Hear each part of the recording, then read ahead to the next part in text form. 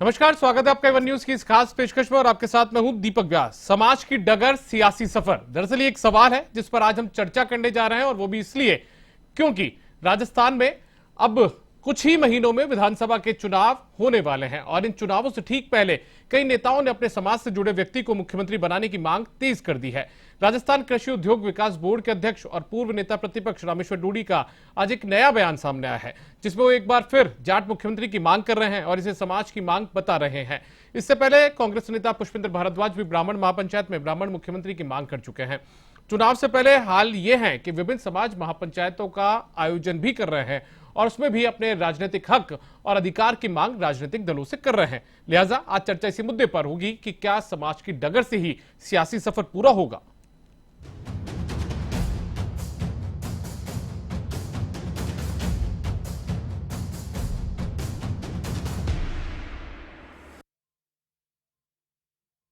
और इस मुद्दे पर चर्चा के लिए हमारे साथ में दो खास मेहमान जुड़े हुए हैं। अजय कछावा जी जो कि कांग्रेस के नेता हैं और साथ में हमारे साथ में जुड़े हुए शैलेंद्र दाबाई जी जो कि बीजेपी के नेता हैं। हम हमारी चर्चा की शुरुआत करें उससे पहले आपको सुनवाते हैं कि आज रामेश्वर डूडी जो कि पूर्व नेता प्रतिपक्ष है उनका क्या कुछ बयान सामने आया है।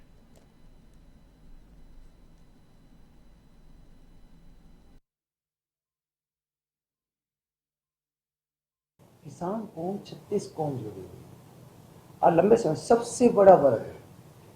उसमें यह है कि उनकी मांग है, हमारी मांग है कि आने वाले समय क्या होंगे, क्योंकि उनका हक और अधिकार है, उनको हक और अधिकार देना चाहिए। समुदाय का हमारे जाट समाज की मीटिंग थी, मैंने कहा था सबसे बड़ा वर्ग है जनरल कास्ट के अंदर जाट समाज।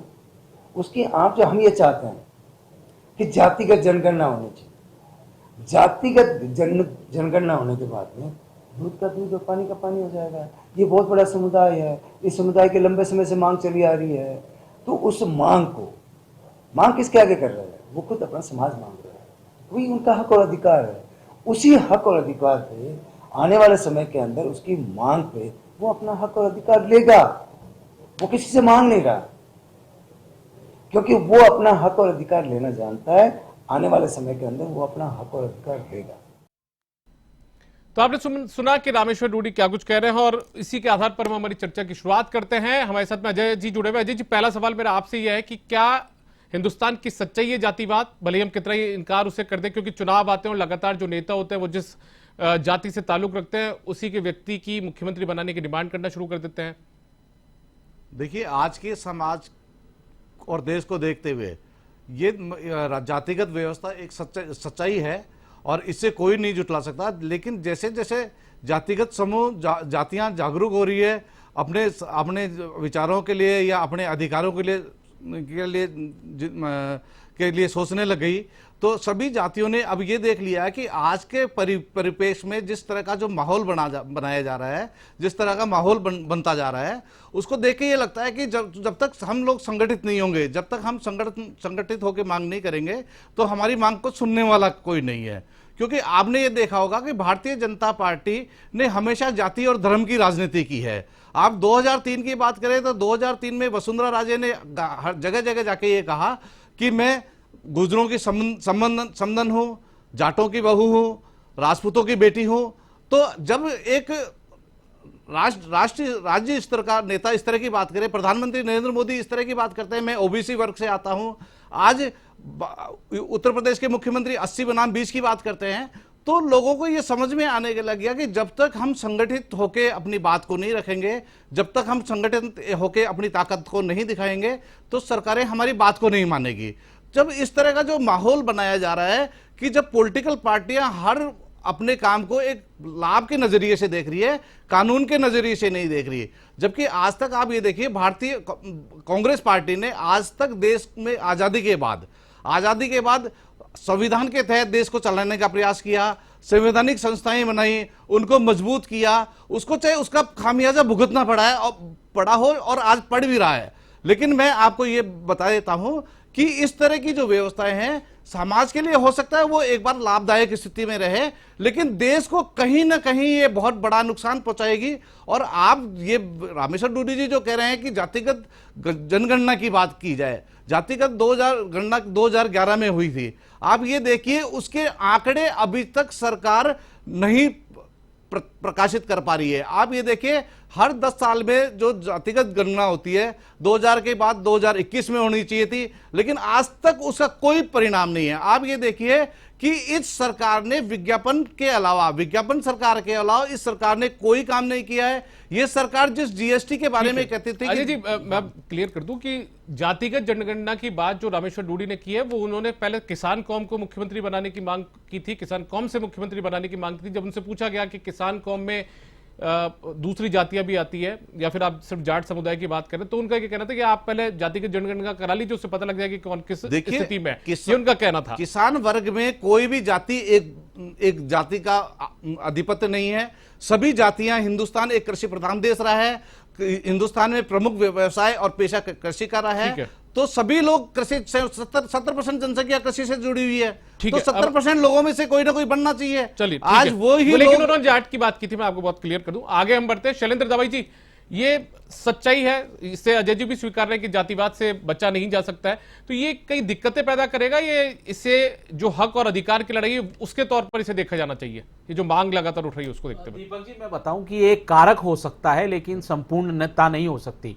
मैं मेरे कांग्रेस प्रवक्ता साथी को बता देना चाहता हूं, 2011 में इन्हीं की सरकार थी यूपीए की केंद्र में, और इन्होंने ही जनगणना कराई थी और उसको ऑफिशियल आज तक नहीं किया, और आज आप ये मांग रख रहे हो। आप देखिए, जो भारतीय जनता पार्टी है वो कभी जाति धर्म की राजनीति नहीं करती है। जाति धर्म की राजनीति सदैव कांग्रेस पार्टी करती आई है। इसका आपको मैं उदाहरण देता हूं। अभी इनके प्रभारी रंधावा जी ने 1-to-1 जो विधायकों के साथ मीटिंग करी, उन्होंने एक परफॉर्मा दिया, उस पर पहली लाइन इनकी जाति और धर्म क्या है ये था। तो ये इनका चरित्र रहा है कि इन्होंने हमेशा तुष्टीकरण की राजनीति, जाति की राजनीति हमेशा से करते आए हैं। और भारतीय जनता पार्टी सर्वसमावेशी पार्टी है, एक विचारधारा वाली पार्टी है। हम सबको साथ, सबका साथ सबका विकास, सबको साथ लेके चलते हैं। मैं आपको बता दूं, भारतीय जनता पार्टी की जो भी माननीय प्रधानमंत्री नरेंद्र मोदी जी की सरकार है, जितनी भी योजनाएं चल रही हैं वो बिना भेदभाव के, बिना पक्षपात के हर वर्ग को, हर संप्रदाय को, हर समुदाय को, हर सेक्शन को उसमें मिल रही है।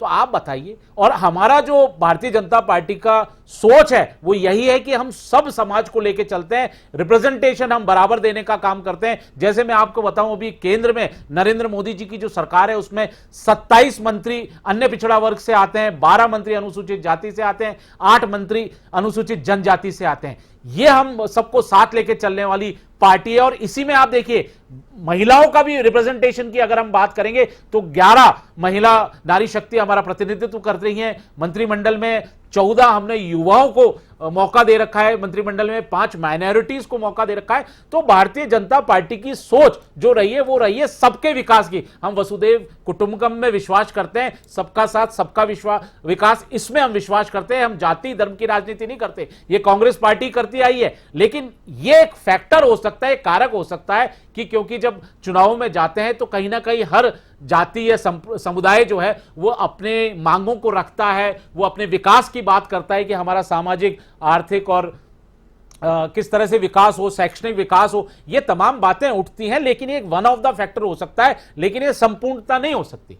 ठीक है अजय जी, मेरा सवाल आपसे कि एक तरफ तो तमाम पार्टियां, ना केवल आप ही की पार्टी बल्कि तमाम पार्टियां कहती है कि हम सबको साथ लेकर चलते हैं, सबके साथ चलेंगे, लेकिन चुनाव के वक्त में जिस तरीके से नेता अपनी जाति के व्यक्ति को मुख्यमंत्री बनाने की या फिर अपनी जाति जहां पर उनका बाहुल्य जाता है वहां पर टिकट की डिमांड जब करते हैं, तो ये पार्टियों के सामने परेशानी खड़ी नहीं करता है, खासतौर पर कांग्रेस के लिए? देखिए, ये कांग्रेस पार्टी के साथ ही नहीं, ये सभी लोगों के साथ, सभी पार्टियों के साथ ये स्थिति है।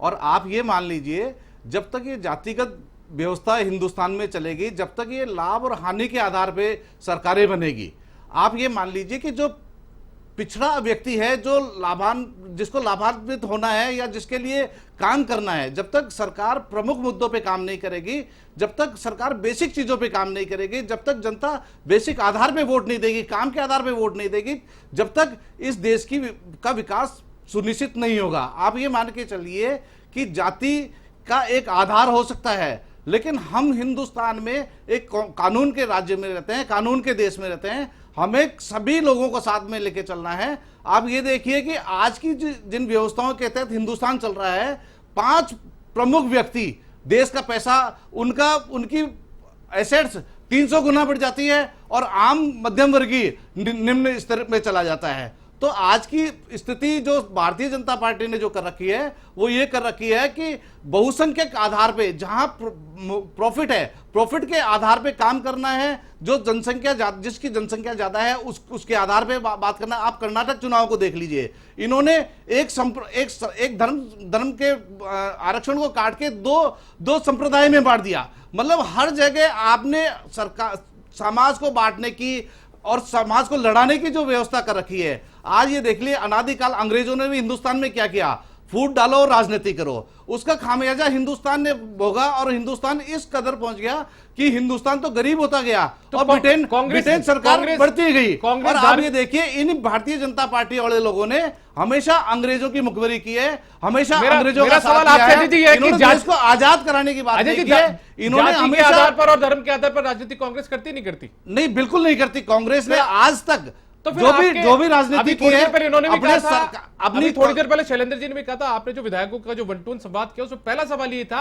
कि आपके क्षेत्र के जातिगत और धार्मिक समीकरण क्या है। ये देखो, शैलेंद्र जी को इस बारे में नहीं पता है, ये कांग्रेस से आइडियोलॉजी से जुड़े व्यक्ति नहीं है। एक बार बताइए, पब्लिक डोमेन में इनको कांग्रेस की गलत बातों को ध्यान रखना। देखिए, जब तक उसमें लिखा हुआ है, जब आप ये देखिए जो माहौल, जो परिस्थितियां हैं, जब सरकार जब आप आमने सामने बैठती है तो एक नेता से पूछा जाता है कि क्या स्थिति है, क्या परिस्थिति है, किन परिस्थितियों से हमको लड़ना है, देखो, जब घर में आज व्यक्ति बैठता है तो सभी तरह की बातें होती है, लेकिन वहां ये किसी भी तरह धर्म जाति की बात नहीं हुई है। ठीक है, जो चर्चा है वो लगातार जारी भी है। ब्रेक से पहले हम अजय जी को सुन रहे थे। अजय जी हालांकि इस बात को दरकिनार कर रहे थे कि कांग्रेस पार्टी जातिगत और धार्मिक आधार पर राजनीति नहीं करती, ये इनका कहना था। हालांकि पिछले दिनों जो वन टू वन संवाद हुआ था कांग्रेस का विधायकों के साथ में, उसमें सबसे पहला सवाल ही फॉर्म के अंदर यही था। हम वापस से एक बार शैलेंद्र जी का रुख करते हैं। शैलेंद्र जी, बीजेपी कितना यकीन करती है धार्मिक और जातिगत राजनीति पर? देखिए, मैंने आपको बताया ना, भारतीय जनता पार्टी सर्वसमावेशी पार्टी है, सबको साथ लेके चलने वाली पार्टी है, सबका विकास और सबका उत्थान, यही हमारा मुख्य एजेंडा होता है। और आप बताइए, आपके सामने अभी झूठ बोल दिया। जो डॉक्यूमेंट पब्लिक डोमेन में पूरी राजस्थान की जनता देख रही है, उस डॉक्यूमेंट को, उसमें पहली लाइन जाति और धार्मिक समीकरण के बारे में आता है, तो ये क्या बात करेंगे। दूसरी बात, जो ये कह रहे थे कि भाई 4% आरक्षण मुसलमानों के लिए खत्म कर दिया। देखिए कितना दर्द हो रहा है कांग्रेस पार्टी को, और कांग्रेस पार्टी का हर्ष यही इसी वजह से हो रहा है, इनको यह जानकारी नहीं है कि संविधान में अनुच्छेद 15 और 16 में आरक्षण जो है वो जातिगत या क्लास को आरक्षण, वर्ग को दिया जाता है, किसी धर्म या संप्रदाय को आरक्षण नहीं है, धर्म आधारित आरक्षण नहीं मिलता है। तो आपने किस तरह से, आपने 4% आरक्षण दे रखा है और आप कहते हो हम सरकार में आएंगे तो उनको 4% आरक्षण देंगे। आप असंवैधानिक काम करते हो। इन्होंने कभी संविधान को नहीं माना, जो अंग्रेजों के द्वारा बनाई हुई पार्टी है, जिन्होंने भारत का डिवीजन किया। आप देखिए, अगर सबसे पहले अंग्रेजों ने बांटने का काम किया तो जातियों में किया, कांग्रेस उनके सपोर्ट में थी। अगर इन्होंने कम्युनल कार्ड खेला, आप देखिए इन्होंने धर्म के आधार पर सीटों का बंटवारा किया 1905 में, 6 में, 16 में।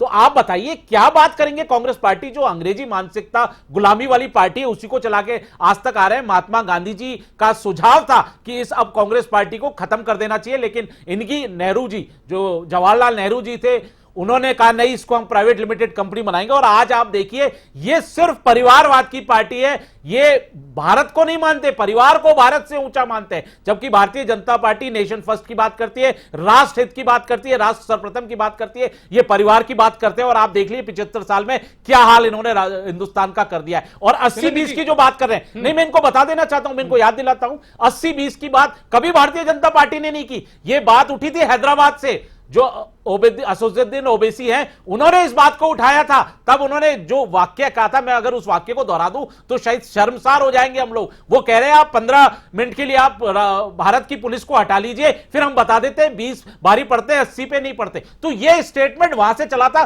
भारतीय जनता पार्टी ने किस तरह से, आपको पता है, हमने जो मुस्लिम महिलाएं थी, बहनें थी, उनको ट्रिपल तलाक से मुक्ति दिलाने का काम किया, उनको शोषण से बाहर निकालने का काम किया है। आप बताइए किस बात पे आप हमारे को कहते हो कि आप इस तरह की बात करते हो। अगर तुष्टीकरण किया है तो वो कांग्रेस की सरकार ने किया है। कैसे, आप शाहबानो वाला केस भूल गए क्या? जब सुप्रीम कोर्ट ने कह दिया इनको मेंटेनेंस मिलना चाहिए, तब लेकिन राजीव गांधी जी ने उस पर कानून लाकर उसको समाप्त कर दिया और मुस्लिम पर्सनल लॉ बोर्ड के हिसाब से उन्होंने कानून बनाया तो इन्होंने तुष्टिकरण वहां शुरू की। आपने वक्फ बोर्ड बनाया, वक्फ बोर्ड को इतने पावर दे दिए, कोई भी जमीन है उस जमीन का वक्फ बोर्ड कह दे, चैलेंज कह दे कि हमारी जमीन है और आप उसको चैलेंज करोगे, वो भी सिविल कोर्ट में नहीं ट्रिब्यूनल में। तो वक्फ बोर्ड को आपने पावर दे दी। हज कमेटियों को आप सब्सिडी देते हो, मदरसों में आपने मौलवी मुल्लाओं को आप तनख्वाहें देते हो, पुजारियों को और जो टीचर्स हैं उनको आप, पैरा टीचर्स तक को आप तनख्वाह नहीं देते हो। तो ये सारी बातें जो हैं पब्लिक डोमेन में है, हमको बताने की आवश्यकता नहीं। कांग्रेस ने सदैव इस हिंदुस्तान में धर्म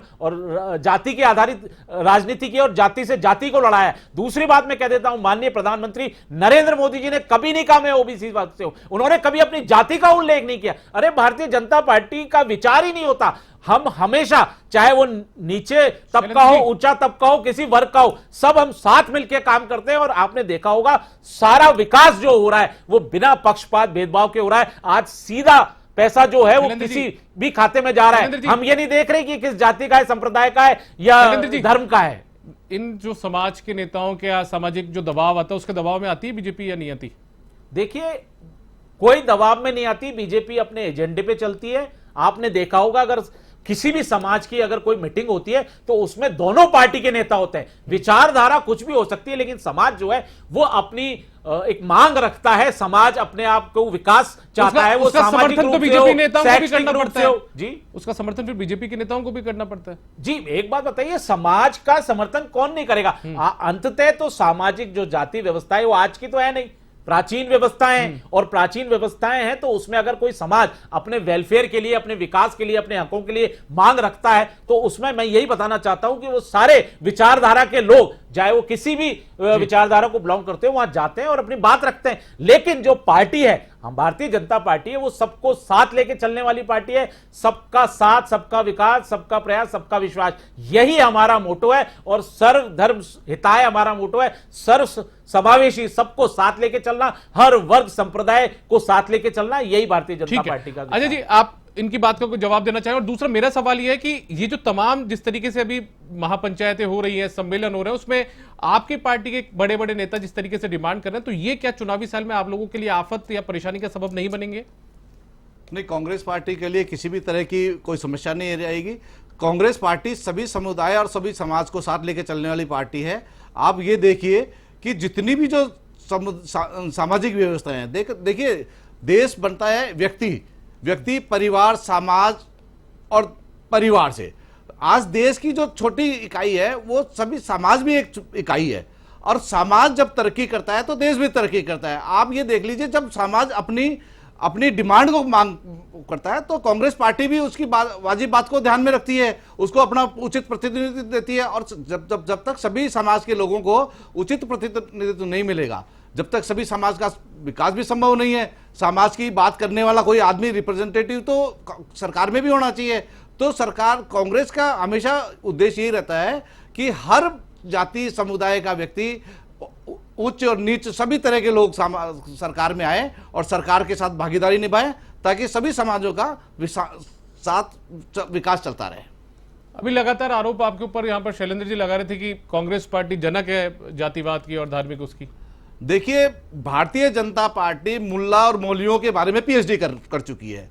आप इनके बारे में इनको हिंदू और मुसलमानों के बारे में जितनी इनकी बारे में आप जितनी व्याख्या सुनना चाहिए, देखिए धर्म के आधार पर आरक्षण दे सकते हैं क्या? मेरी बात बताइए ना। संविधान मेरी बात सुनिए, हमारे मेरी बात सुनिए, क्या परमिशन देता है कि धर्म के आधार पर आप आरक्षण दो? आप मेरी बात सुनिए, धर्म के आधार पर आरक्षण देते हो। कर्नाटक में 3 साल से सरकार चल रही थी, आप उस समय कुछ नहीं बोले, लेकिन चुनाव के समय आके इस तरह की बात करते हो। आप ओवैसी की जो बात करते हो, आप ये देखिए कि असदुद्दीन ओवैसी एक लोकतंत्र, एक कानून के राज में 80-20 की बात करता है, तो 56 इंच की सीना वाले जो लोग बात करते हैं वो कहां चले जाते हैं? आज असदुद्दीन ओवैसी, आप कौन सा ऐसा राज्य नहीं है जहां इंडिपेंडेंट लोगों चुनाव नहीं लड़ा रहे? कहां से उनके पास पैसा आ रहा है? कहां से उनके पास ताकत आ रही है? क्या सरकार के पास यह सूचना नहीं है कि समाज में विघटन हो रहा है, समाज में बंटवारा हो रहा है? लेकिन भारतीय जनता पार्टी क्या चाहती है कि जितने लोगों में बंटवारा हो जाए, जितना विघटन हो जाए, उतना भारतीय जनता पार्टी राज में रहेगी। आप ये देखिए कि भारतीय जनता पार्टी ये बात कहती है कि कांग्रेस हमें काम नहीं करने देती। एक तरफ वो कहती है कांग्रेस कमजोर हो रही है और दूसरी तरफ वो कहती है कि हमको लोकसभा विधानसभा में काम नहीं करने देती। अरे भाई तुम लोग एक बात सोच तो लो, तय तो कर लो कि हमें क्या कहना है क्या नहीं करना। आज सरकार लोकसभा में कितने दिन कार्रवाई हुई, कितने घंटे कार्रवाई हुई, आप ये देखिए कि विधानसभा और लोकसभा में किसी भी तरह की कोई कार्रवाई नहीं है। राज्यसभा और लोकसभा सिवाय एक विज्ञापन प्रचार के लिए सरकार ने सर जितने भी काम कर रही है 70% उसका विज्ञापन पे खर्चा कर रही है, 30% उस पे जमीनी हकीकत पे काम कर रही है। बेटी पढ़ाओ बचाओ की स्थिति क्या है कि आज हर व्यक्ति नारे का स्लोगन तो जानता है, लेकिन कोई भी ऐसी महिला लाभार्थी को आप देख लो कि उसने बेटी पढ़ाओ बेटी पढ़ाओ के माध्यम से कहां तक उसने एजुकेशन की। आप ये सरकार सिर्फ और सिर्फ विज्ञापन सरकार है। सर मैं क्या कह रहा हूं कि इन्होंने आज तक जितने कोई काम किए हैं इन्होंने कोई काम नहीं किया। सामाजिक सुरक्षा के जितने कोई काम थे उन सबको खत्म करने का इन्होंने प्रयास किया। भारतीय जनता पार्टी ने जो भी काम किए हर काम सरकार को, मतलब जो कांग्रेस मनमोहन सिंह के राज के जो काम थे उन्हीं काम को स्वच्छ भारत का जो काम नाम निर्मल भारत जो नाम था उसको आपने स्वच्छ भारत कर दिया। बेटी पढ़ाओ उसको बेटी पढ़ाओ कर दिया। आपने हर नाम को आपने बदल के काम किया। आपने जब कहा कि जीएसटी मैं आऊंगा तो इसको लागू नहीं होना चाहिए, आज जीएसटी लागू है। आपने कहा कि ये आधार कार्ड जब लागू होगा तो मैं इसको फाड़ के फेंक दूंगा। आज आधार कार्ड के माध्यम से आप जो बात कर रहे हो कि बैंक खाते खुले। अजय जी हमारी बहस के विषय से शायद अलग जा रहे हैं। शैलेंद्र जी आप कुछ कहना चाह रहे थे अजय जी की बात पर? मैं इनको यही बताना चाहता था कि आप देखिए जो ये विकास की बात कर रहे हैं, 2014 से पहले कांग्रेस पार्टी का शासन रहा 55 साल 58 साल भारत पर। आप तब का विकास देख लीजिए और अभी 9 साल का विकास देख लीजिए। अगर मैं आपको आंकड़े बताऊंगा तो 1 घंटा कम पड़ जाएगा। चाहे सड़कों के विकास की बात कर लीजिए, चाहे रेलवे के आधुनिकीकरण की बात कर लीजिए, नारी सशक्तिकरण की बात कर लीजिए। अरे आप सुनो, नारी सशक्तिकरण की बात कर लीजिए, ये तो शौचालय तक नहीं दे पाए थे, मान सम्मान नहीं दे पाए थे नारी का। ये क्या बात करेंगे नारी की? आज राजस्थान में क्या हालत है, सुरक्षा दे नहीं पाए, रेप दुष्कर्म में पहले नंबर पर है राजस्थान। तो आप ये बात क्या करेंगे? आप बताइए। ना ये बिजली दे पाए घरों तक, ना ये नल दे पाए, ना आवाज दे पाए। इन्होंने एक नारा लगाया था कि गरीबी हटाओ और गरीब को ही हटा दिया इन्होंने। तो ये कभी इन्होंने भारत का विकास नहीं कर पाया और तुष्टीकरण के तहत जो सच्चर कमेटी की रिपोर्ट थी उसको भी ये पी गए और उनका विकास नहीं किया। आज भी हालत देख रहे हो। सिर्फ इन्होंने, देश ने सिर्फ परिवार, जो इनका एक परिवार है गांधी परिवार, वही लिमिटेड कंपनी चली आ रही है और उसी के इर्द गिर्द पूरी कांग्रेस पार्टी है। उन्हीं को बचाने के लिए आप देखिए तीनों भ्रष्टाचार है। देखिए गांधी परिवार के तीनों इनके शीर्ष नेतृत्व भ्रष्टाचार में हैं। आप देखिए सोनिया गांधी, राहुल गांधी, रॉबर्ट वाड्रा, तीनों बेल पर हैं, जमानत पर हैं। तो भ्रष्टाचारी संस्कार में है कांग्रेस के, तुष्टीकरण संस्कार में विकास ये कर नहीं सकते। सिर्फ एक परिवार का विकास किया है। हमारे पास समय की सीमा, आखिरी में संक्षिप्त टिप्पणी 30 सेकंड की आपकी अजय जी। देखिए जो जवाहरलाल नेहरू की बात करते हैं, जवाहरलाल नेहरू ने जो IIT IIM जो खोले थे, आज विश्व की जो प्रमुख कंपनियां हैं उसके CEO भारतीय जो लोग हैं जो IIT IIM से पढ़े हुए हैं। आज अरे आज की तरह भारतीय 4 खोल दिया। आप 55 साल में एम्स नहीं दे पाए, हमने उतने 2 साल डबल दे दिए। Universities, engineer college, medical college double दे दिए 9 साल। शैलेंद्र जी और अजय जी आप दोनों का बहुत बहुत शुक्रिया हमारे साथ इस बहस में जुड़ने के लिए। तो कुल मिलाकर यहाँ पर जो बातें सामने आई है वो ये है कि भले हम जातिवाद से पीछा छुड़ाने की कितनी बात कर ले, लेकिन जातिवाद आज भी भारत के समाज का एक हिस्सा है, राजनीति का भी एक हिस्सा है। और फिलहाल इस खास पेशकश में इतना ही। आप देखते रहिए।